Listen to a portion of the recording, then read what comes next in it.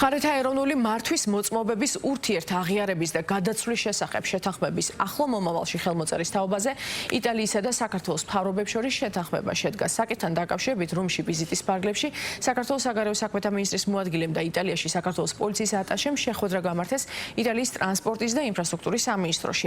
შეხვედრაზე მხარეებმა ხაზი გაუსვეს საკითხის მნიშვნელობას, რაც იტალიაში მცხოვრებ საქართველოს მოქალაქეებს საშუალებას მისცემს ქართული მართვის მოწმობები გამოცდის ჩაბარების გარეშე გადაცვალონ იტალიურ მართვის მოწმობაში.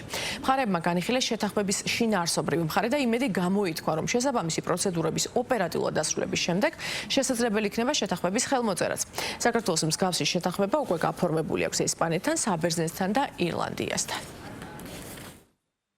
ქართული მართვის მოწმობები აღიარებულია ირლანდიაში, ესპანეთსა და საბერძნეთში.